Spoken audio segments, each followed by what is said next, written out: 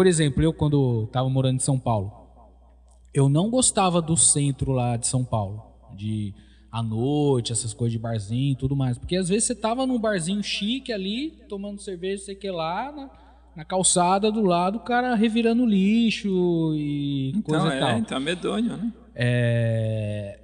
Assim, não tem como você melhorar a vida de todos se não começar dos de baixo, de quem tá sofrendo mais, vamos dizer, de quem não tem o mínimo. É isso que a gente chama assim, de justiça social. Né? Tem uma sociedade que se fez desigual em cima do trabalho dos outros. Então. Esses trabalhadores, esse pessoal que mora pela rua, esse pessoal todo, é um pessoal que já produziu muito, entendeu? Então. E que chega a um ponto que... E tem gente que também queria estar produzindo. Queria estar produzindo e não dá mais oportunidade. Não consegue. Eu estava vendo um lance da Cracolândia, lá em São Paulo, que fizeram uma pesquisa lá e tal, com vários dados e tudo mais. Parece que mais de 30% lá, das pessoas que estavam lá, não estariam lá se tivesse um emprego. Lógico. Que é o mínimo. Eu me lembro de uma pesquisa que foi feita em 1990 em São Paulo. Naquela época tinha, parece que 10 mil moradores de rua, agora tem 60 mil ou mais. Naquela época, eles falavam assim, não, mas é melhor estar morando aqui e ganhando R$5 por dia, que estar morando lá na minha terra e não ganhando isso por mês. Entendeu? Estou morando na rua aqui, mas eu tenho dinheiro para viver cada dia. E lá lá eu não ganho isso por mês, o que eu ganho por dia aqui. Que é sempre nivelado. Entendeu? Isso é uma... E as últimas vezes que eu fui para São Paulo, eu dei até uma assustada, assim. Eu fui, faz o quê? No final do ano passado.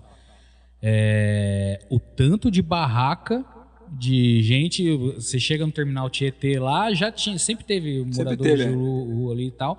Agora parece camping, assim. Então, mas isso... Na Paulista, Paulista, com certeza... Famílias, sabe? Você vê que não é tipo só mendigo, famílias inteiras, assim, morando. Então, mas com certeza a gente sabe que a concentração de renda piorou nesse país.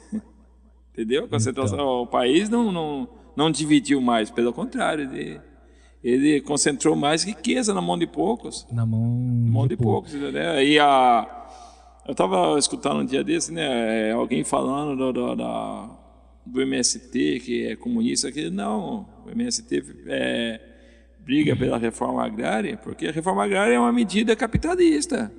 Ou qualquer país desenvolvido fez uma reforma agrária porque ele sabe que terra ociosa não produz, dá prejuízo.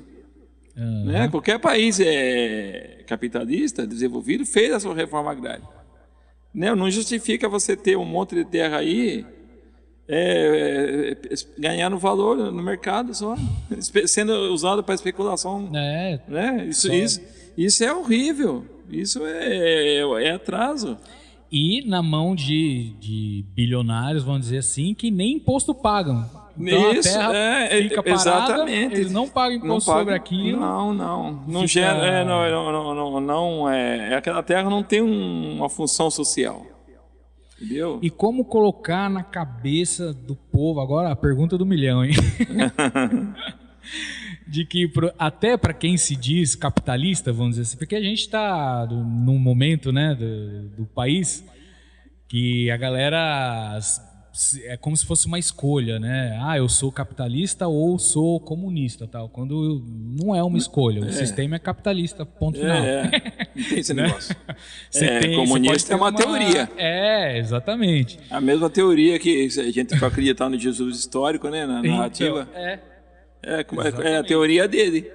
Mas na cabeça do capitalista, as empresas têm que ser protegidas, mais protegidas do que quem não tem emprego, do que a área social, vamos dizer assim, né? Só que você cuidando da área social, tirando as pessoas da rua, dando vida digna, essas pessoas, elas não passariam a ser também clientes dos capitalistas? Os próprios capitalistas não iam ganhar mais dinheiro também? Lógico. Sem Tipo, dúvida, né? Por que aí o que vem na minha cabeça? Então, tipo, a galera que concentra a riqueza só para elas são mais filhos da mãe ainda, para não falar outra coisa. Porque não é o dinheiro mais, não é eu quero comprar mais uma casa, mais uma lancha, é o lance de poder. Poder. É aquele lance de gostar de... Aquilo que eu não gostava de ver quando eu ia pro centro de São Paulo, eu me sentindo mal de estar num bar chique e o cara revirando lixo, esses caras parece que se sentem bem chegando numa lancha com um monte de gente desempregada ao redor... Porque ele... Parece que é de propósito. Né? Então, ele cresce, entre aspas, na superioridade dele. Então. Entendeu? Ou seja, ele diminuindo o outro, ele cresce na superioridade dele. Aí criam-se discurso de ódio contra ONGs, contra projetos sociais, contra a Bolsa Família. Tudo que é feito para quem não tem o mínimo, gera uma revolta para quem tem mais, porque não, tipo...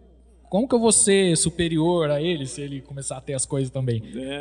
Então essa sociedade igualitária é uma utopia, né?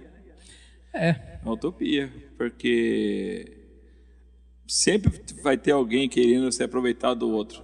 Então, quer dizer, o que vai quebrar isso, o que pode quebrar isso, é a educação. Porque sem educação não acontece a revolução. É educação para os bem-educados chegarem no governo e barrar essas coisas. Exigir, né? Porque os bem-educados não vão aceitar colocar lixo naquela calçada ali, entendeu? Os bem-educados não vão aceitar cercar o caminho da comunidade tradicional. Entendeu? Porque nós tivemos quantos caminhos já cercados aqui. Tem trilha, por exemplo, da Toninhas para a Enseada. Você não passa mais, não tem.